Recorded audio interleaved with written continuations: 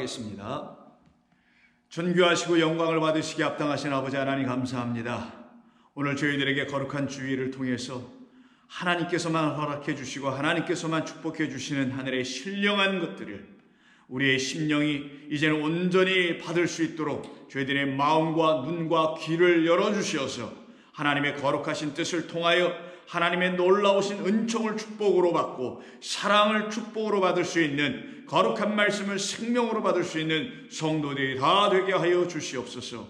오늘도 허락해 주신 말씀을 통해서 하나님의 거룩한 진리의 음성을 성령이 들려주시는 귀를 통해서 다들 듣고 하나님의 은혜 안에 거할 수 있도록 축복해 주실 것을 소원하오며 예수님의 이름으로 기도드립니다. 아멘. 자, 하나님 말씀 나눕니다. 오늘은 로마서 12장 14절 이하 21절입니다. 로마서 12장 14절 이하 21절입니다. 우리 함께 읽겠습니다. 너희를 박해하는 자를 축복하라. 축복하고 저주하지 말라. 즐거워하는 자들과 함께 즐거워하고 우는 자들과 함께 울라. 서로 마음을 같이 하며 높은 데 마음을 두지 말고 도리어 낮은 데 처하며 스스로 지혜 있는 채 하지 말라. 아무에게도 악을 악으로 갚지 말고 모든 사람 앞에서 선한 일을 도모하라. 할 수 있거든 너희로서는 모든 사람과 더불어 화목하라. 내 사랑하는 자들아, 너희가 친히 원수를 갚지 말고 하나님의 진노하심에 맡기라. 기록되었으되 원수 갚는 것이 내게 있으니 내가 갚으리라고 주께서 말씀하시니라. 내 원수가 줄이거든 먹이고 목마르거든 마시게 하라. 그리함으로 내가 숯불을 그 머리에 쌓아 놓으리라. 악에게 지지 말고 선으로 악을 이기라. 아멘. 우리는 계속해서 로마서 12장에 있는 말씀을 나누고 있습니다. 오늘은 그 중에서 마지막 단락에 해당되는 14절과 21절에 있는 말씀을 통해서 하나님의 거룩하신 뜻과 음성을 듣기를 원합니다. 14절은 그 위에 앞부분에서 말씀하고 있는 내용과 무관한 것이 아니요, 같은 선상에서 바울은 동일한 말씀을 지금 로마에 있는 성도들에게 전해주고 있는 것입니다. 그 앞에서 말씀하고 있는 것은 다름 아닌 그리스도와 한 몸 된 바로 하나님의 충만하신 은혜 가운데서 하나님의 백성들이 된 사람들에 대한 이야기를 하는 것입니다. 그들을 놓고 누구로 하냐? 14절로 본문이 말하기를 하나님으로부터 축복을 받은 자라고 말씀하고 있는 것입니다. 그래서 우리는 바로 어떠한 사람인지를 분명히 알고 있어야 되는 것이죠. 그래서 바울은 첫 번째 절인 14절에서 너희를 박해하는 자를 축복하라 라고 이야기를 시작하는 것입니다. 그 말은 축복할 수 있는 능력을 갖고 있기 때문에 오히려 우리를 박해하고 있는 사람들을 향하여 축복할 수 있게 되었던 것이니 그들을 축복하고 저주하지 말라라고 이야기를 시작합니다.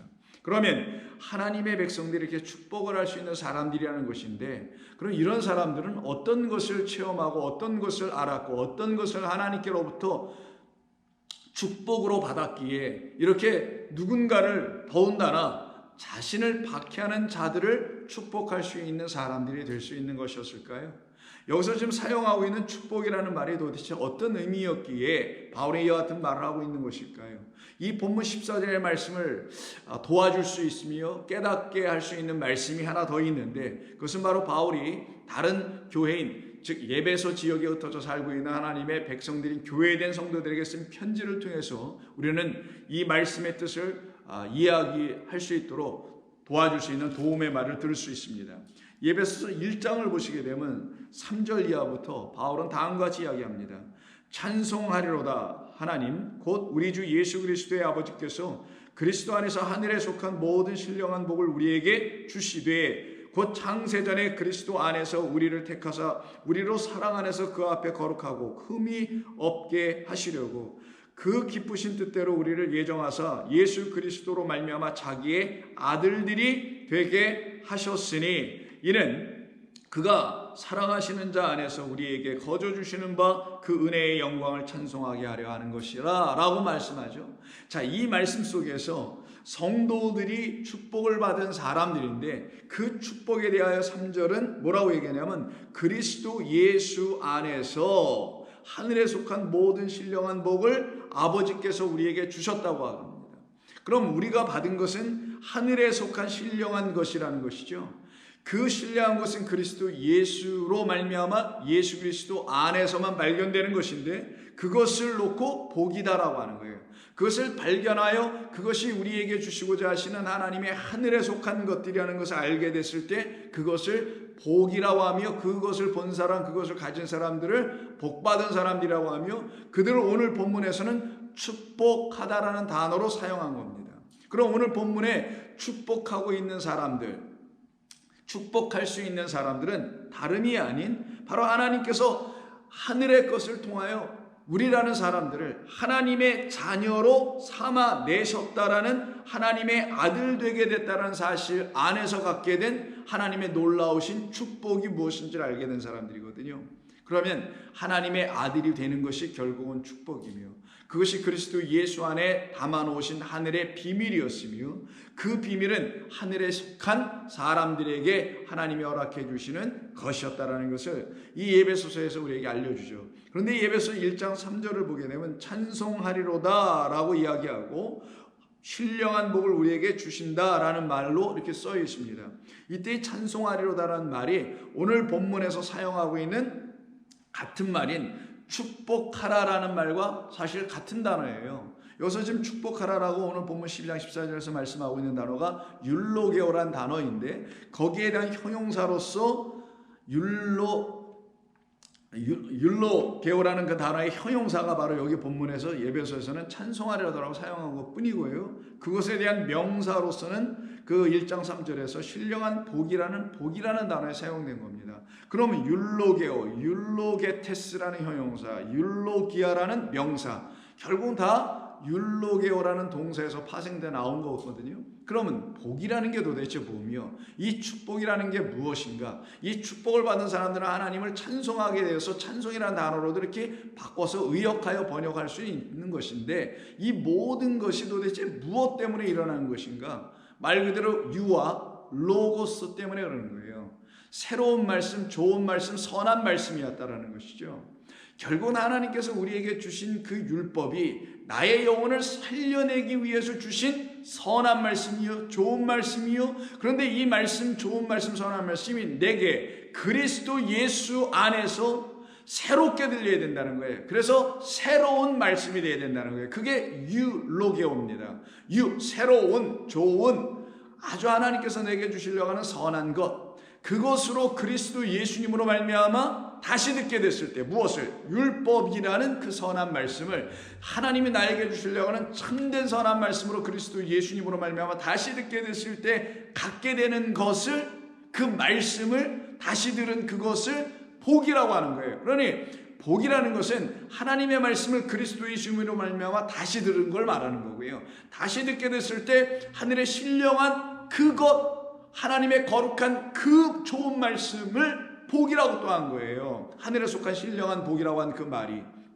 그러니 그런 말씀을 갖고 그런 말씀을 듣게 된 사람들을 하나님의 말씀으로 흠이 없는 자들이라고 하고 깨끗하여진 자들이라고 하며, 그들을 그래서 5절에서 그리스도 예수로 말미암아 자기의 아들들이 된 자들이다, 하나님의 아들들로 만들어진 것이다. 이때 아들이라는 것은 아들됨이라는 말이에요. 양자됨이라는 뜻입니다. 그리스도라는 그 첫 번째 그 장자로 말미암아 우리들도 그 장자와 똑같은 하나님의 첫 번째 것들 장자된다라는 걸 말하는 거예요. 그들만 하나님의 것들이라고 말씀하시는 것이죠. 그러면 좋은 말씀, 선한 말씀, 온전한 말씀, 그리스도 예수라는 진리로 다시 듣게 된 율법의 말씀, 그 말씀을 하늘에 속한 거룩한 것으로 안에 이렇게 갖게 된 사람들을 하나님의 아들들, 자녀들이다 라고 말하는 것이에요. 그러니 이 율로게오는 단순히 축복하다, 찬송하다 라는 말이 아니라 하늘의 거룩한 것, 곧 진리, 생명, 은혜, 은총, 사랑이죠. 결국 하나님의 사랑을 이야기해 주는 율법을 그리스도가 아니면 깨달아 사랑과 은혜와 진리로 들을 수가 없게 되었던 우리에게 우리 주님 찾아오셔서 그 하늘의 거룩하신 아버지의 사랑과 긍휼과 은혜와 진리를 알려주시려고 당신이 우리에게 떡이 되어주시는, 말씀이 되어주시는, 양식이 되어주시는 그런 이야기를 성경은 끊임없이 해왔던 것입니다. 그래서 우리 주님께서 제자들에게 그리고 수많은 사람들에게 굶주려 있는 영혼들이죠. 무엇으로? 땅의 것으로야. 굶주리면 배나 고픈 것이지만 하늘의 것으로 굶주리면 이게 배고픈 정도의 수준으로 멈추는 게 아니라 이거는 생사에 대한 문제예요. 땅의 것에도 먹지 못하면 육신의 생사의 문제가 걸려 있어서 열심히 일하고 먹고 살아가야 되는 것과 마찬가지로 하물며 하늘의 양식을 먹지 못하면 똑같이 생사의 문제가 있는데 어떤 생과 어떤 사의 문제가 있느냐? 둘째 사막이라는 죽음을 벗어나게 하고 영원한 생명인 부활의 생명을 갖게 하게 하는 그런 양식, 그런 떡, 여호와의 입에서 나온 떡, 여호와의 입에서 나온 말씀으로 오신, 여호와의 입이라는 여호와로부터 나오신 우리 그리스도로 말미암아 하나님의 말씀을 다시 듣지 아니하면 우리는 떡을 먹을 수 없는 자, 떡을 맛보지도 못한 자, 하늘의 신령한 진리의 은혜의 말씀을 경험하지 못한 자가 되는 거예요. 그런 이 땅의 사람들에게 우리 주님 찾아오셔서 그들에게 떡을 주시는 이야기가 오병이어 7병이어 이야기입니다. 그때 오병이어를 기록하고 있는 것이 마태복음 14장인데 그때 떡을 나눠주십니다. 19절 한번 보세요. 무리에게 명하여 잔디 위에 앉으시고 떡 5개와 물고기 2마리를 가지사 하늘을 우러러 축사하시고 떡을 떼어 제자들에게 주시며 제자들이 그것을 또 사람들에게 나누어 무리에게 먹게 하니 배불리 먹고 남은 조각을 12바구니에 넣었더라 라는 말씀이 기록되어 있죠. 이 말씀을 통해서 우리가 알게 된 게 있습니다. 그건 다름 아닌 이 떡을 먹어야만이 하늘의 백성 된다는 걸 증거해 주고 그래서 12바구니 또 특별히 남았다라는 말이 페리시오라는 뜻으로 여러분에게 말씀드린 대로 그냥 남은 게 아니에요. 이거는 차원이 다른 것으로 먹게 됐다는 거예요. 땅에 사람들이 가르쳐준 차원으로 먹지 아니하고 하늘에서 오신 인자인 그리스도 예수로 말미암아 하나님의 말씀을 다시 들어보니 이게 먹어야 될 떡이구나, 이게 취해야 될 하나님의 양식이구나, 이 그리스도 예수님만이 내게 떡이시구나, 그가 나에게 생명의 양식이구나, 나에게 생명을 주실 수 있는 양식은 그리스도 예수님밖에 계신 분이 없구나라고 깨달아 페리슈, 그 말씀이 내 안에 이렇게 남게 되는 거예요. 다른 차원으로. 그래서 여기 남은 조각할 때 이 나문이 페리슈라는 단어, 차원이 다른 것으로 갖고 있다는 걸 말합니다. 그런데 이 일을 어떻게 우리 주님이 이루어주시냐면 떡을 들고 축사하셨다. 하늘을 우러러. 왜 하늘? 하늘로부터 내려와야 될, 아버지로부터 내려와야 할, 하나님으로부터만 우리에게 허락되어 주셔야 할 그 떡을 우리가 먹어야 한다는 거예요. 그걸 먹어야 우리가 복을 누리는 거예요. 그때 축사하신다는 이 말이 똑같이 오늘 본문에서 너희는 저주하지 말고 누구를? 너희들을 박해하는 자들, 오히려 그들을 축복하라 할 때 축복하라는 단어하고 똑같은 단어 율로게오예요. 그래서 여기서는 축복하다는 말로 번역하지 않고 축사라는 말로 번역은 했지만 이 말의 뜻은 같은 율로게오입니다. 그 말은 뭐겠어요?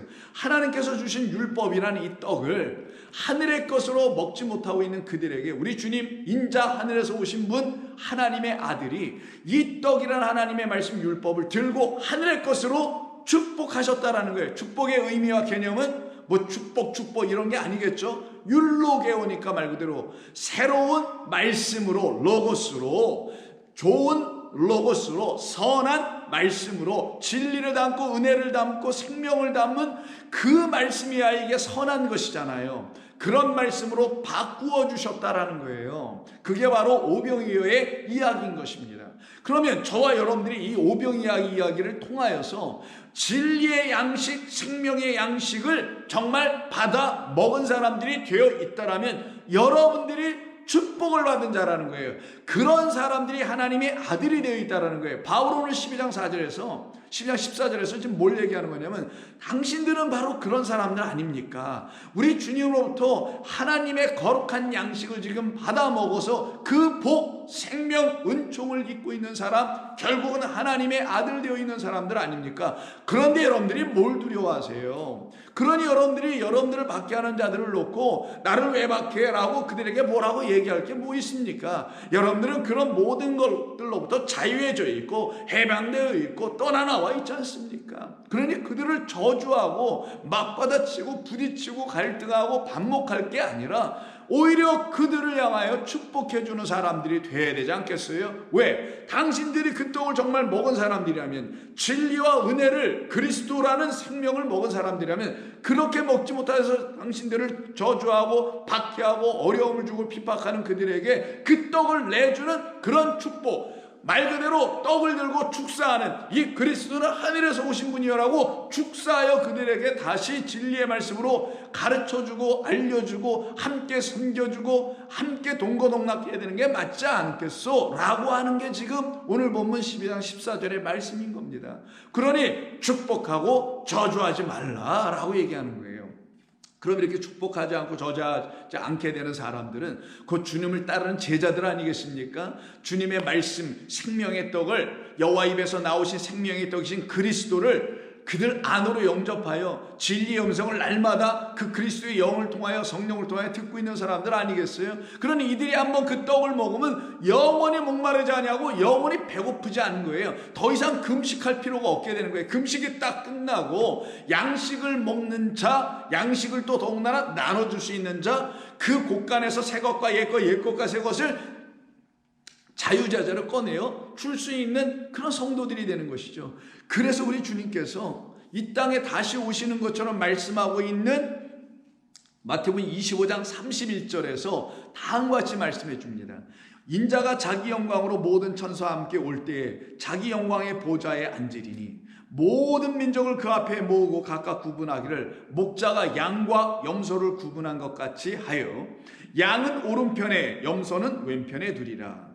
이거는 당시에 이스라엘 백성들이면 다 알 수 있는 유목민들을 통해서 알게 되는 그냥 상식입니다. 목자들이 이렇게 양과 염소를 나누게 되거든요. 자, 그것을 가지고 비유로 좀 설명한 것이에요. 그때의 임금이 오른편에 있는 자들, 소위 양으로 구별되어 있는 자들에게 이르시기를 내 아버지께 복을 받을 자들이여 나오라. 창세로부터 너희를 위하여 예비된 나라를 상속받으라 라고 하여 오른편에 있는 자들에게 어떤 상속을 받을 수 있는 예비된 나라를 주신다고 하며, 그것이 복을 받은 것이며 그것을 받는 자들이 복받은 자들이며 이게 축복이다라고 하시는 말씀이 있어요. 이때 복을 받을 자들이여 라고 할 때 이 복을 받는 단어가 오늘 본문에서 나오는 축복하다라는 단어, 찬송하다라고 에베소서에 번역을 했지만 같은 말, 똑같은 말이네요. 그러면 축사하시다, 떡을 들고, 그리고 그 떡을 먹은 자들, 생명과 은혜와 진리를 맛보고 있는 자들을 누구라고 하느냐? 하나님의 말씀을 안으로 갖고 있는 자들, 그들이 바로 오른편에 있는 자들, 진리가 되어 있는 자들, 생명의 의의 백성들이 되어 있는 자들이라는 거예요. 그들을 놓고 뭐라고 하냐? 당신들이 바로, 너희들이 바로 창세로부터 예비된 하나님의 나라를 받을 수 있는 자들이요, 그것이 복이지 라고 말하네요. 그럼 이들이 무엇을 했길래 이럴까요? 그들이 한 일을 보니까 35절 이하에서 뭐라고 하시냐면 내가 줄일 때 너희가 먹을 것을 내게 주었고, 목마를 때 나에게 마시게 하였고, 나그네 되었을 때 영접하였고, 헐벗을 때도 옷을 줬고 등등도 쭉 얘기하죠. 심지어는 옥에 갇혔을 때 난 나와서 찾아와서 옥바라지도 해주지 않았느냐? 임금이 40절 대답하여 이르시기를 내가 진실로 너희에게 이르노니 너희가 여기 내 형제 중에 지극히 작은 자 하나에게 한 것이 곧 나에게 한 것이다. 너희들은 이런 일을 했기 때문에 너희들은 복받은 자요, 너희들은 그런 일을 할 수 있는 자들이기 때문에 복받았다라는 것이지, 그런 일을 하였기 때문에 복을 받는다는 게 아니에요. 그런 일을 할 수 있는 자, 그 어떤 능력을 안에 갖고 있고 그것을 할 수 있는 뭔가를 안에 갖고 있었기 때문에 이런 일을 하게 되었다라는 거예요. 원인은 이런 일을 할 수 있는 그들에게 있는 게 아니라 원인은 이런 일을 하게 하신 하나님에게 있다라는 거예요. 그리스도 예수님에게 있다라는 거예요. 왜? 그리스도 예수께서 그들에게 양식을 주셨다라는 겁니다. 그 양식을 이들이 먼저 먹어봤고 그 먹은 그들이 나가서 똑같이 어떻게 하느냐? 양식을 나눠주는 자들이 되게 되었다라는 걸 말하는 거예요. 이들을 제자라고 하는 거예요. 왜 그런 거냐면 예수님께서 40절에 뭐라고 하셨냐면은 너희가 내 형제 중에 지극히 작은 자에게 이렇게 한 것 같이 한 것이 곧 내게 한 것이라 라고 말씀하시거든요. 이 말씀의 뜻이 뭡니까? 너희들이 나로 말미암아 너희들이 받은 게 있지 않니? 내가 이 땅에서 너희들에게 5병을 주고 7병을 줬던 이야기가 있지 않니? 내가 너희들을 위해서 십자가에서 한 일이 있지 않니? 그 모든 게 다 무엇이더냐? 바로 생명과 은혜와 진리를 이 성경이라는 율법을 통해서 알아야 될 너희들이 알지 못하고 있기에 그 생명을 갖고 있는 이 말씀, 은혜를 설명하고 있는 이 말씀을 나로 너희에게 다시 들려주게 하여 먹을 수 있을 만한 양식이 되게 하여 너희들에게 다시 주니 너희들이 그때 그 양식을 먹고 너희들이 다 하나님의 복된 아들들이 됐지 아니하느냐, 이 말씀하는 거죠. 그런 사람들이 이런 일을 할 수 있다는 거예요. 그래서 우리 주님께서 바로 우리라는 형제들, 어떤 형제들? 지극히 작은 형제들. 하나님의 나라에서는 작은 자는 섬길 수가 없어요. 큰 자가 섬기는 거예요. 큰 자는 하나님의 뜻을 알게 된 자, 하나님의 음성을 듣고 있는 자, 진리를 안으로 갖고 있는 자들, 하나님 나라에서 큰 자라고 합니다. 그럼 큰 자는 그리스도 예수밖에 없으신 거잖아요. 그 그리스도 예수라는 큰 자, 그 맏형을 통하여 작은 자에는 우리 그 밑에 있는 아래 동생들인 우리들을 그 큰 자가 어떻게 해요? 섬겨주고 먹여주고 입혀주는 이런 섬김을 통하여 진리를 우리에게 이렇게 흘려 내려주고 알게 해주고 깨닫게 해주는 그 형제의 섬김을 통하여 섬김을 받은 우리라는 제자들이 이제 그 섬김을 받고는 어떻게 하냐? 우리도 다시 큰 자가 돼요. 그렇지 못한 자들에게 이걸 나누어주고 있었던 이야기를 바로 오른편에 있는 당신의 백성 복을 받을 자 율로게한 자들이라고 하는 거예요.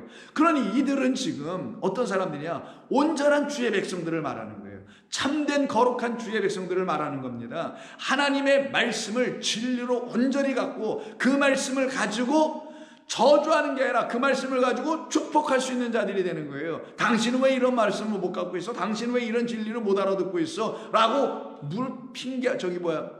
사람들은 뭐 혼을 내주거나 이러는 게 아니라 그 말씀으로 오히려 섬겨내주는 자들이 되어 있는 사람들을 놓고 영생에 들어가는 자요, 하나님의 나라를 유업으로 상속받는 자들이요, 그러니 유업으로 상속받는 사람들은 아들들만 받는 것이니 그들이 바로 하나님의 아들들이다 라고 말하는 겁니다.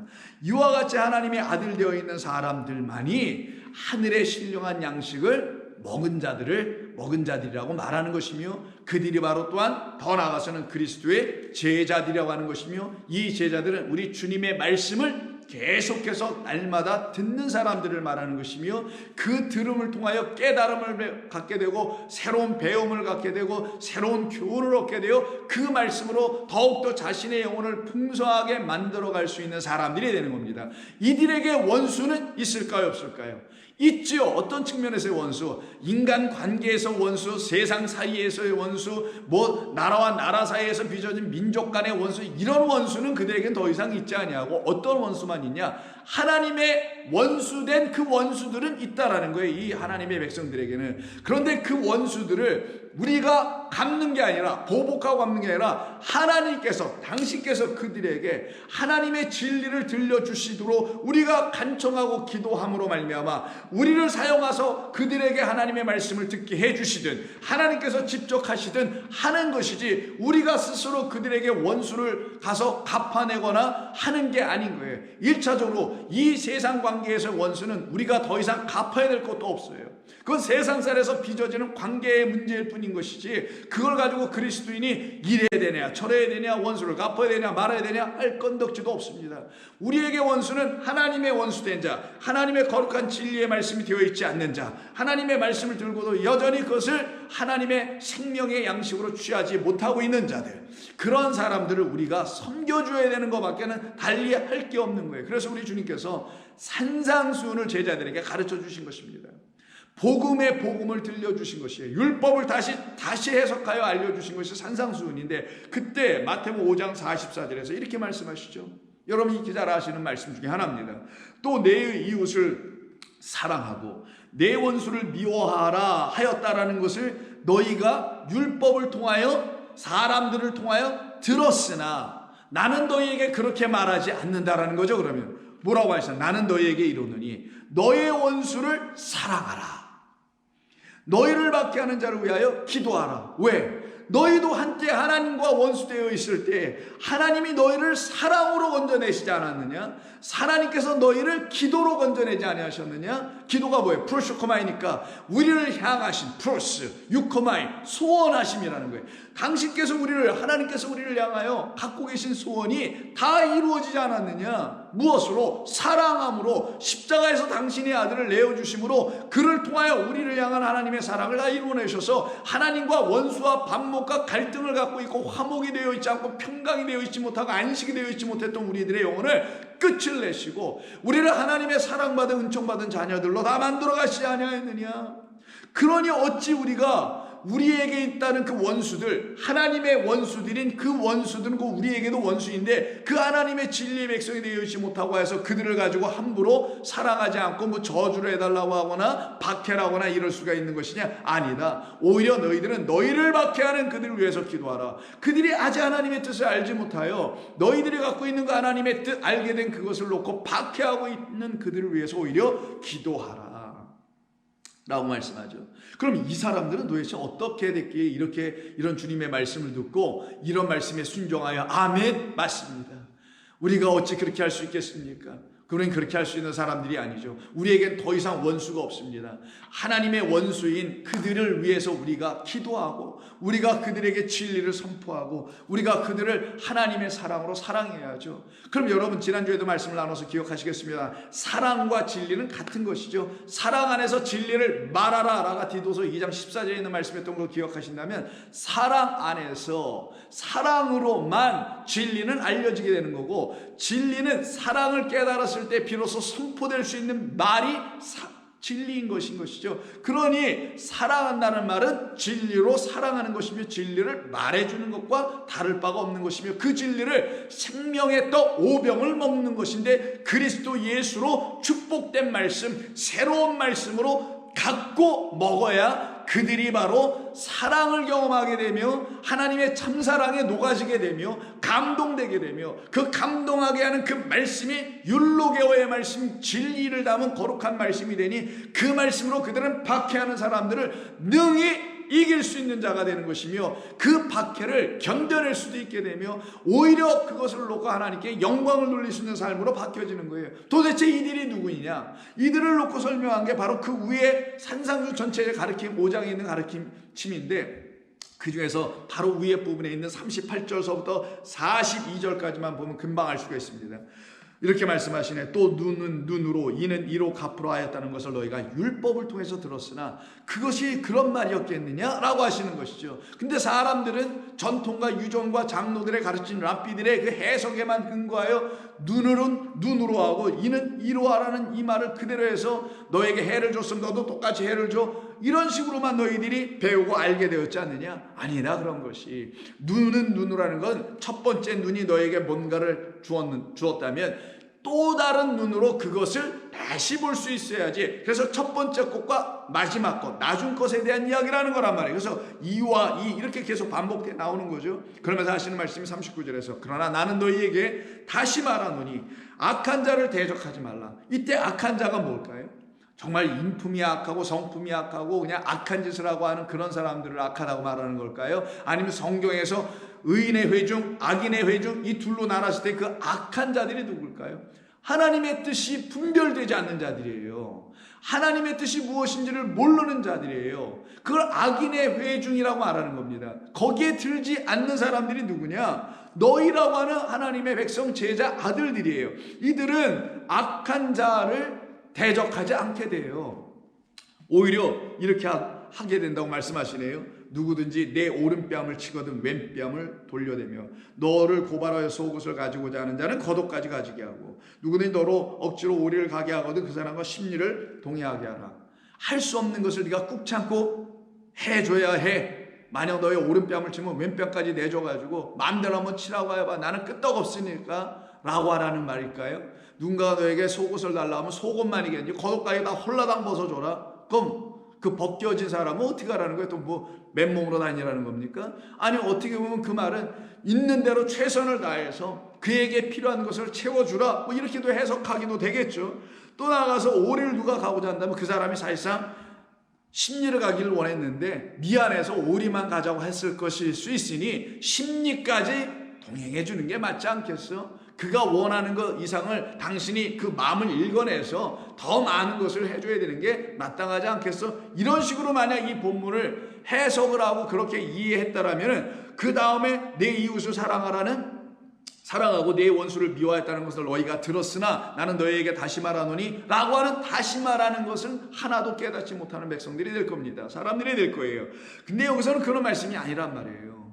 도대체 누가 이렇게 할 수 있는가? 박해하는 자를 위해서 기도하며 원수를 사랑할 수 있는 사람들이 도대체 누구인가? 이렇게 된 사람들만 한다라는 거예요. 어떤 사람들? 너희라고 지금 38절부터 말씀하고 있는 제자들인데 어떤 제자들이냐? 성령으로 인하여 완전히 바뀌어진 사람들이에요. 하나님의 것을 완전히 새롭게 들은 사람들 말합니다. 그들은 누구냐? 오른뺨을 치거든 누군가가 너희들의 오른뺨을 치거든 왼편을 돌려낼 수 있는 사람들이라는 거예요. 이 말의 뜻이 뭐겠어요?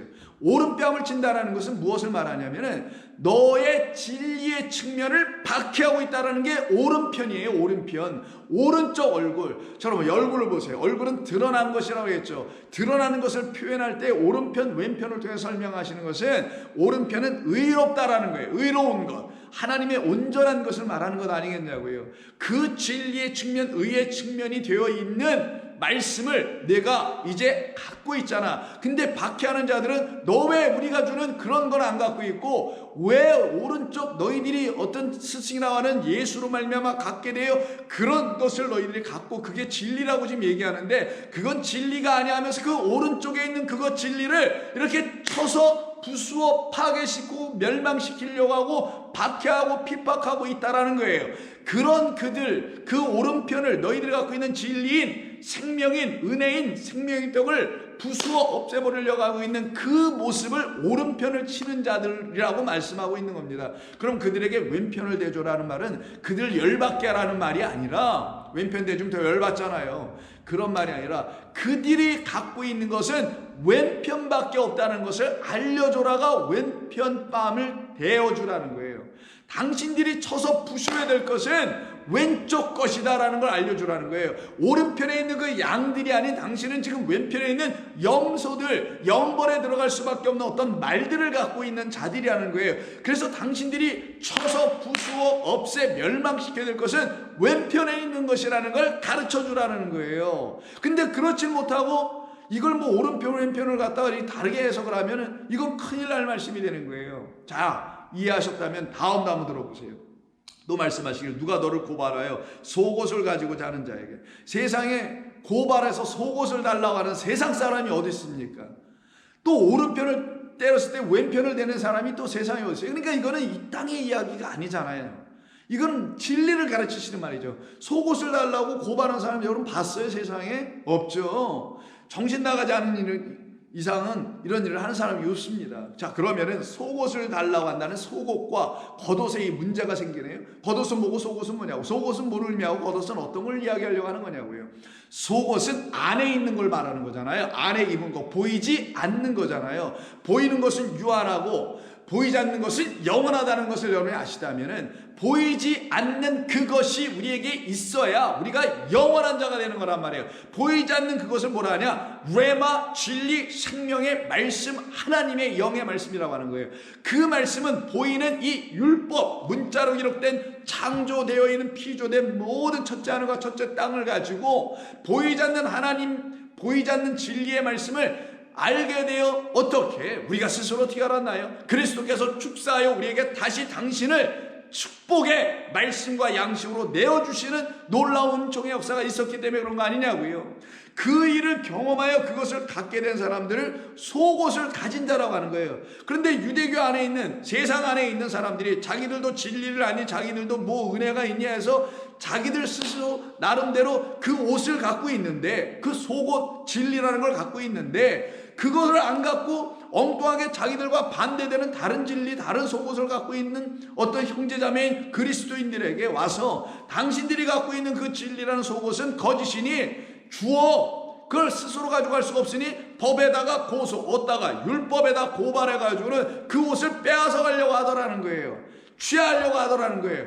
자기들이 원해서 취한다는 게 아니라 자기들이 갖고 있는 그것이 맞다는 걸 주장하고 우리가 갖고 있다라는, 제자들이 갖고 있다는 그 속고 진리라는 것이 거짓되다라는 것을 스스로 입증하고 세워보려고 그걸 빼앗아가려고 한다는 거예요. 그들에게 그럼 어떻게 해야 되냐? 다시 겉옷을 줘라라는 거예요. 그 속옷을 주긴 줘야 되는데 그 속옷 줘봤자 그들은 가져가서 이게 뭐야 그냥 갖다 쓰레기통에 더 버릴 테니까 그들에게 뭘 줘야 되냐? 겉옷을 주라는 거예요.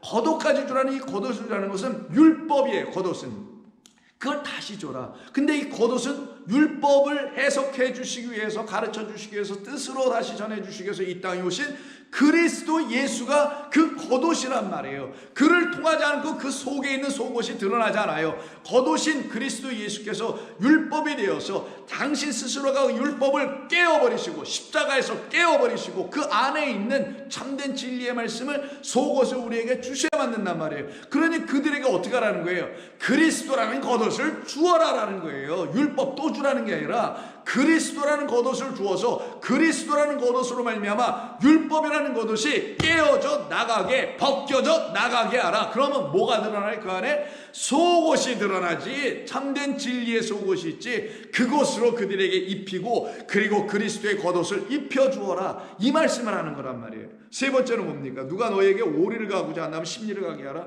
오리가 뭐냐면 이게 밀년이라는 단어인데 이게 천이라는 단어로 thousand이라는 말로 사용되는 겁니다.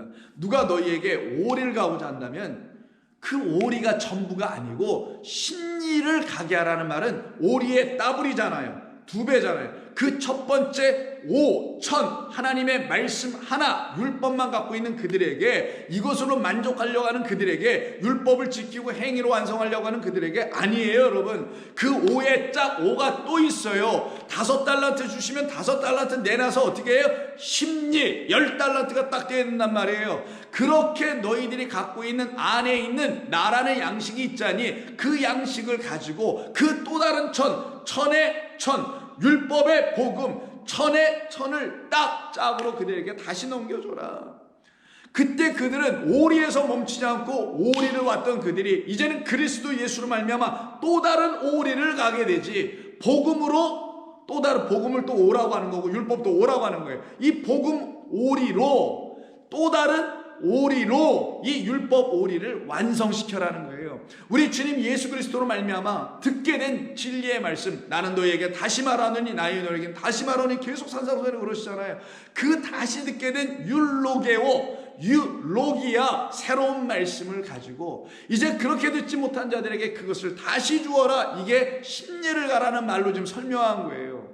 그래야 그들이 어떻게 해요? 그 본향으로 가는 길에서 벗어나지 아니하고 그 길로 딱 갈 수 있는 거예요. 그래서 첫 번째 우리에게 길과 진리와 생명이 되신 이 진리를 가르치고 생명을 가르치고 길을 가르치는 율법이 그리스도 예수로 말미암아 내가 길이요 진리요 생명을 하셨던 그 길로 말미암아 이 진리와 길과 생명인 율법이 완성되고 온전해지는 것과 마찬가지로 이 첫 번째 하나의 길, 천이라는 길 하나만 갖고 있는 그들에게 그리스도라는 또 다른 천의 하나의 길을 넘겨줘라. 그러면 그들이 어떻게 되냐? 율법에 있는 모든 말씀, 눈은 눈으로, 이는 이로, 원수는 미워하고 박해하고 죽이고 뭐 저주하고 그 다음에 이웃은 사랑하라 라는 그런 말 다 깨달아 알아들어서 이 세상에서 자기에게 이로운 사람은 이웃이요, 자기를 해하게 하는 사람은 원수요, 자기의 종교에 반대되는 사람들은 이웃이 아니라 적이며 원수며, 이런 식으로 나눠져 생각하는 이원론적 이분법적 생각이 딱 끝나버리고,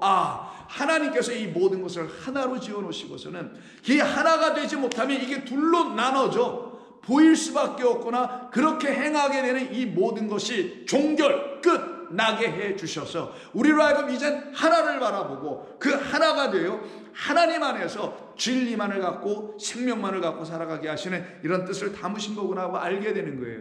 그래서 이 마태복음 5장 44절에서 지금 우리 예수님께서 말씀하셨을 때 원수를 사랑하라, 박해하는 자를 위해서 더욱더 기도하라 라고 하시는 말씀은 레위기서 19장 17절 18절을 인용하신 거예요. 한번 볼까요? 레위기서 19장 17, 18절입니다.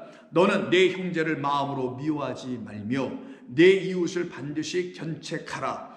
온전하게 잘 책망하여 진리 안에 들어오게 하라는 거예요. 그러면 내가 그에 대하여 죄를 담당하지 아니하리라. 원수를 갚지 말며 동포를 원망하지 말며 내 이웃 사랑하기를 내 자신과 같이 하라. 나는 여호와이니라 라고 말씀합니다. 그러면 이 본문에서 지금 말씀하는 게 뭡니까? 원수를 갚지 말라. 오늘 본문에도 원수 이야기가 나옵니다. 오늘 것까지 우리가 다루지는 않겠습니다만은 원수 갚지 말라는 건 이건 보복하지 말라라는 거예요. 안 갚음하지 말라는 본래적인 뜻이 있어요. 그래서 원수 갚지 말라. 원수 갚는 것은 하나님께 내게 있으니 너희들은 그거 하지 말라. 너희들은 그들을 위해서 기도하고 오히려 복음으로 섬기고 그 같은 오른편에 서 있는 양들과 같이 생명을 일으킬 수 있는 사람들이 되라 하는 것이죠. 그럼 이들이 누굴까요? 이들은 하나님의 은혜와 진리를 하나님을 경험한 사람들이기 때문에 이게 가능했던 거예요. 그래야만이 됩니다. 그래서 이 말씀과 같은 말씀으로 깨닫고 있었던 시편의 한 기자인 시편 103편의 다윗의 시를 보시면은 8절 이하에 이런 말씀을 합니다. 103편 8절. 여호와는 긍휼이 많으시고 은혜로우시며 노하기를 더디하시고 인자가 풍부하시도다. 왜 이렇게 말을 할까요? 왜 이런 걸 경험했을까요? 여호와 하나님을 긍휼로 은혜로 인자하신 영원한 사랑이에요. 끊임없는 사랑, 그걸 인자라고 합니다. 왜 이런 것으로 하나님을 깨달았을까요? 이런 말로 하나님을 이해하게 됐을까요? 하나님을 이해할 때 그분은 인자, 그는 영원한 사랑이셔, 그는 긍휼의 하나님이셔, 그는 은혜의 하나님이셔. 왜 다윗이 이렇게 생각하게 됐을까요? 하나님을? 이유는 단 한 가지입니다. 저와 여러분들 왜 하나님을 긍휼의 하나님으로 만나게 됐을까요? 왜 은혜의 하나님으로 만나게 됐을까요? 왜 그분이 여러분들에게 인자의 하나님이 되실 수밖에 없었을까요? 이유는 단 하나예요. 내가 긍휼 받지 아니하면 살 길이 없는 죄인이었기 때문이에요. 내가 하나님의 인자를 받지 아니하고 은혜가 뭔지를 알지 못하면 살 길이 없고 영원한 저주와 사망 가운데서 있을 수밖에 없는 자였기 때문인 겁니다. 그거는 내가 하나님 앞에 영원한 원수요 죄인이라는 사실을 철저히 알았기 때문인 거예요. 바로 그들이 바로 나 자신이네. 그런 나 자신 하나님께서 안 갚음하지 아니하시고 보복하지 아니하시고 원수를 갚지 아니하시고 오히려 나를 향하여 긍휼을 베풀어 주셨고 은혜를 부어 주셨고 그리고 더 나아가서는 영원한 그 사랑 헤세드라는 인자로 나를 감싸 버리셨거든요. 그런 사람을 여기서 다윗의 시에서 다윗이라 말한 거고 수많은 다윗들이 그럼 지금도 있을 거 아닙니까? 그들이 바로 구절에서 어떤 사람들이어야 되냐? 자주 경책하지 아니하시며 노를 영원히 품지 아니하시도 할 때 이때 노를 영원히 품지 아니하시는 이 하나님을 놓고 뭐라고 하냐? 바로 다름이 아닌 보복하지 아니하신 하나님이라고 레위기서 좀 전에 우리에게 말씀해 줬던 거예요. 그래서 레위기서 19장 18절에서 원수 갚지 말라. 왜? 나도 너에게 그렇게 하지 않았잖아.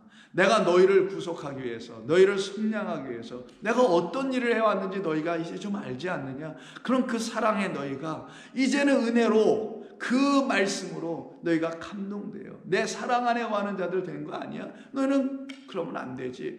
바로 그 은혜를 깨달아 알게 되는 사람들만 오른편의 사람들이 되어서 그 나라를 이루어갈 수 있는 사람들이 되는 겁니다. 그래서 여기서 원수 갚는다란 말이 이게 낙함이란 말인데 이 말이 처음 사용된 데가 그 형제를 돌로 쳐서 죽였던 아벨이라는 형제를 돌로 쳐서 죽였던 가인의 이야기 속에서 나와요. 그래서 창세기 4장 13절에 보면 가인이 여호와께 아뢰기를 내 죄벌을 지기가 너무 무거우니 주께서 오늘 이 지면에서 나를 쫓아내셨사온즉 내가 주의 낯을 배웁지 못하리니 내가 땅에서 피하여 유일하는 자가 될지라 물은 나를 만나는 자마다 나를 죽이겠나이다 라고 하니까 여호와께서 그에게 이르시기를 그렇지 아니하다.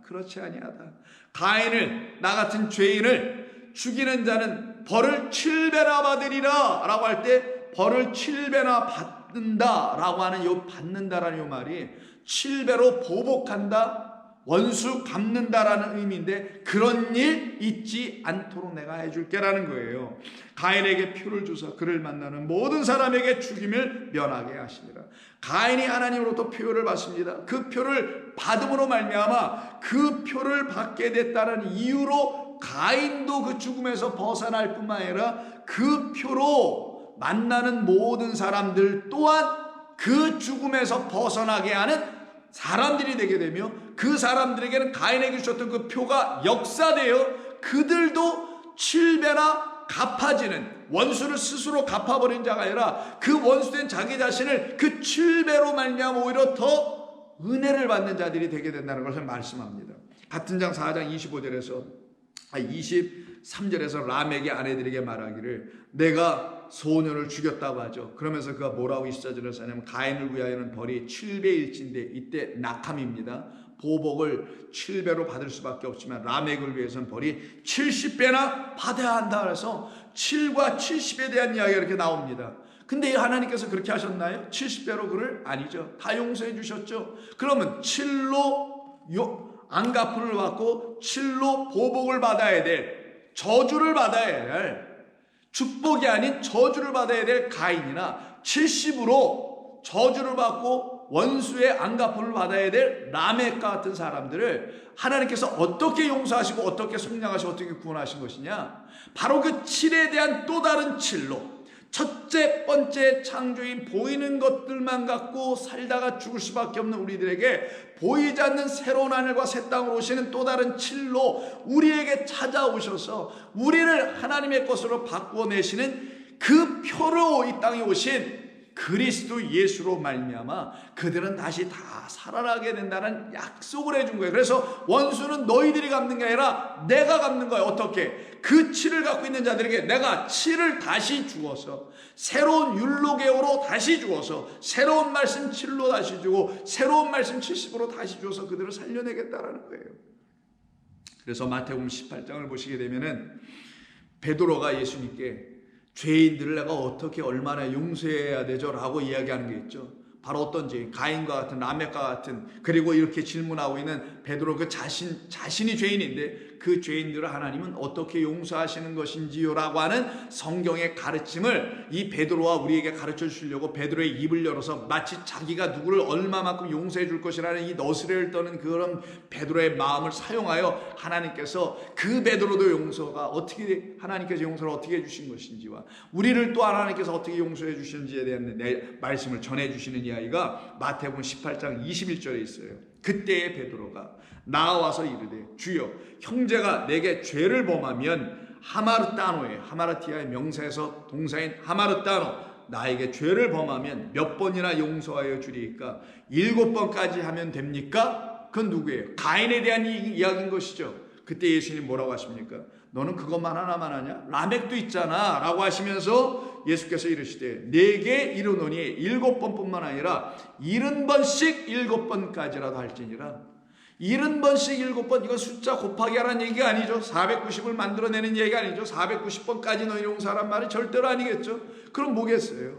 너희가 바로 이와 같이 나로 말미암아 너희에게 다시 들려줘야 될 70과 7이 있지 아니하면, 가인에게는 또 다른 7, 라멕에게는 또 다른 70번이 있지 아니하면은 너희의 죄는 용서되지 않아. 그래서 하나님께서 너희의 죄를, 그 하나님의 원수된 너희들을 어떻게 갚으시냐? 나라는 7과 나라는 70을 통해서 그 죄인들인 가인과 라멕인 우리라는 인간들을 하나님께서 진짜 사랑으로, 은혜로, 인자로 다시 그들을 보복이 아닌 구원해 내신다라는 거예요. 그 구원은 우리에게 있지 않고 우리가 아무리 뭐래도 되는 게 아니고 우리는 불가능한 것만 갖고 있는 자들이지만 하나님의 전적인 은혜와 긍휼로 이루어지는 것이다. 그 긍휼과 은혜를 그리스도 당신의 아들로 우리에게 말씀해 주신 것이다. 십자가로 우리에게 가르쳐 주신 것이다. 그래서 오직 은혜밖에 없었던 것이다.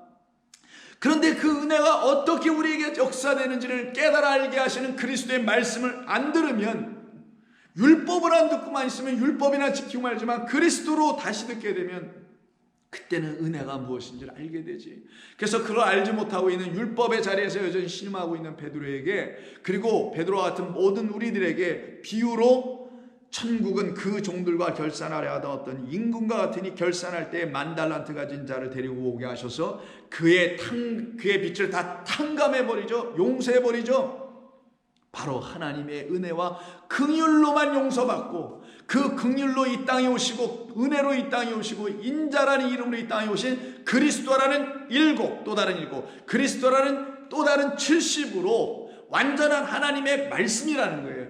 그 말씀으로 우리에게 다시 들려지고 우리에게 주어질 때야만이 우리는 진정 하나님의 긍휼을 받은 자, 그 긍휼을 알게 된 자, 그 은혜를 받은 자, 그 은혜를 깨달은 자가 되어서 완전히 용서받고 완전히 해방되게 되는 것이다. 그때 내가 내 형제를 몇 번 용서하겠느냐, 이런 말이 쏙 들어가 버리고, 그 형제, 나를 박해하고 나를 원수라고 이야기하고 나에게 오른뺨을 찍고 속옷을 달라 하고 오리를 가자고 하고 있는 그들, 진리가 되어 있지 못한 그들에게 이렇게 하나님의 말씀을 진리로 전해줄 수 있는 그 오른편에 서 있는 양들, 영원한 생명을 얻게 되고 하나님의 나라를 유업으로 받을 수 있는 그런 양자된 하나님의 첫 번째 아들들이 되게 된다는 걸 약속으로 다 주신 거니, 이 약속이 저와 여러분들에겐 이미 다 이루어진 것 아니고 무엇이겠냐고요. 그 약속은 반드시 우리에게 이루어져 있어야 되는 것이고, 이루어져 있는 사람들 하나님의 백성들이라고 하는 거예요. 그래서 이 마태복음 18장 21절에서 베드로가 이렇게 말했던 것은 갑자기 이렇게 말한 게 아니라 그 위에 절인 15절부터 20절에서 예수님께서 하신 말씀을 온전히 이해를 못했기 때문에 이런 질문을 할 수밖에 없었던 거예요. 그 말이 또 뭐냐? 죄인들을 용서하시는 이야기입니다. 15절 보세요. 네 형제가 죄를 범하거든 가서 너와 그 사람만 상대하여 권고하라. 만일 들으면 내가 내 형제를 얻을 것이요. 이게 뭐예요? 여기서 너와 죄를 지은 두 사람을 둘 다 형제라고 얘기합니다.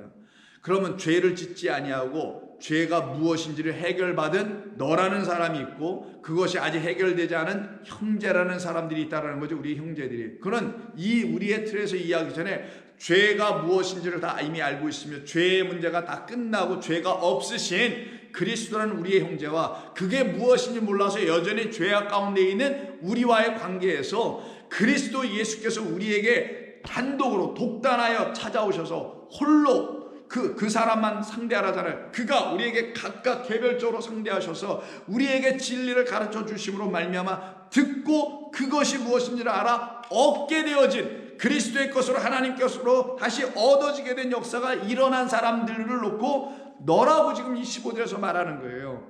그렇게 된 너희들은 그렇게 되어 있지 않은 그 죄인들 상태에 여전히 있는, 깨닫지 못한 상태에 있는 형제들을 만나서 권고하여 그들을 다시 하나님의 것으로 얻어내야지, 이 말씀하시는 겁니다. 만일 그런데 듣지 않거든 한두 사람을 더 데리고 가서 두세 증인의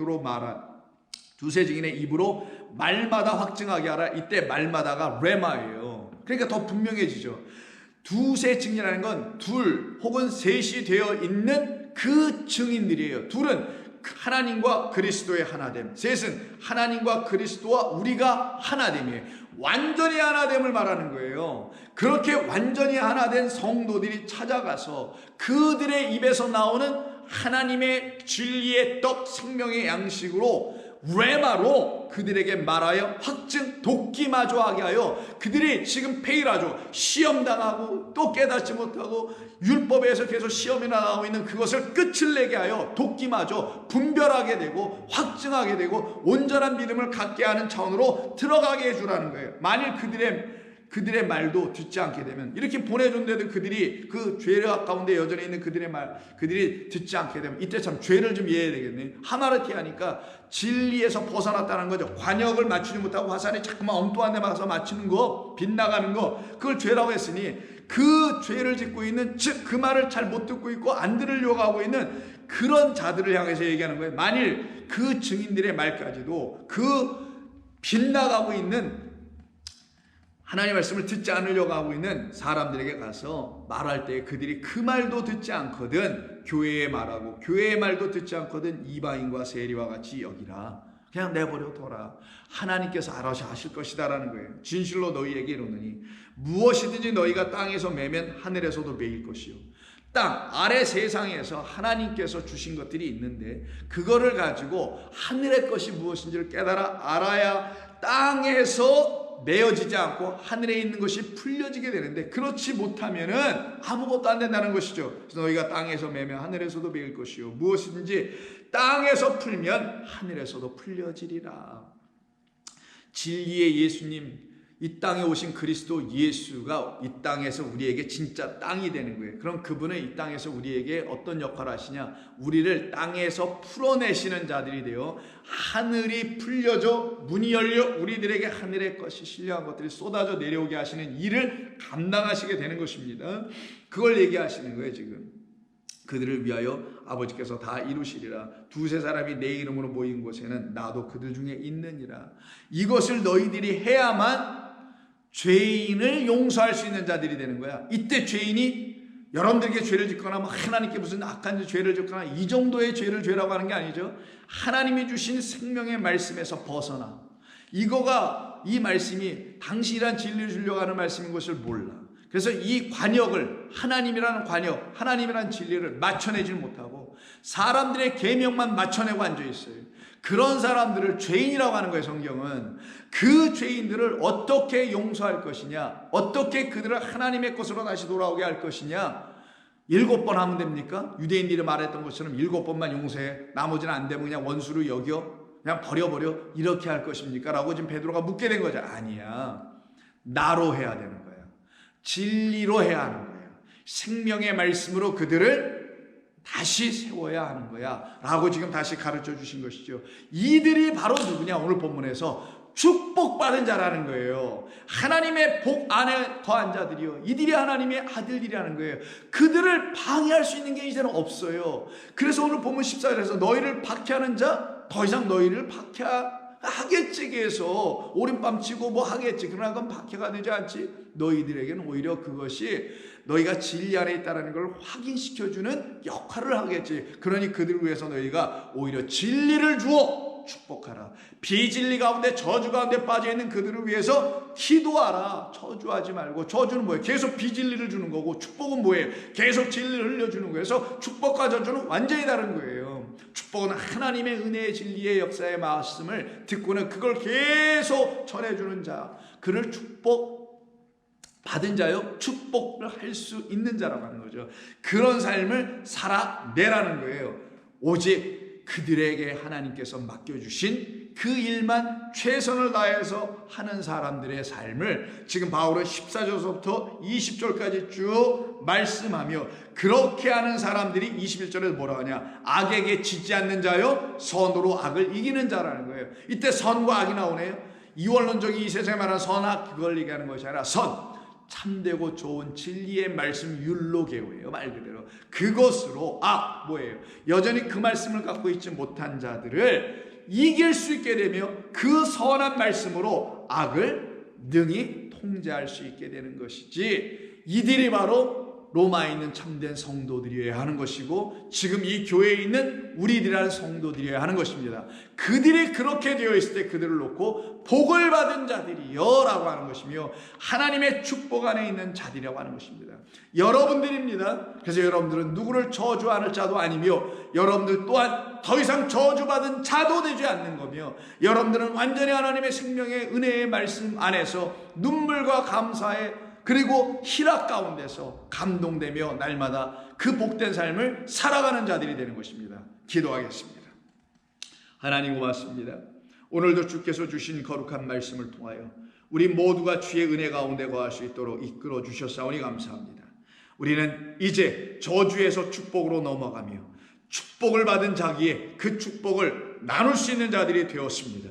물질적인 축복을 나누는 것이 아니요, 세상이 말하는 축복들을 형제와 자매와 주변 이웃에게 나눠주는 그 차원이 아니라 하늘에서 내려주신 신령한 축복인 그리스도 예수라는 참된 은혜와 진리의 축복을 받고, 그 축복을 갖지 못하여 여전히 저주와 빗나감과 벗어남이라는 죄악 가운데서 악을 행하고 있는 이 세상의 사람들에게 복음을 온전히 전할 수 있는 오른편에 서 있는 종들 되게 하여 주시옵소서. 예수님의 이름으로 기도하옵나이다. 아멘.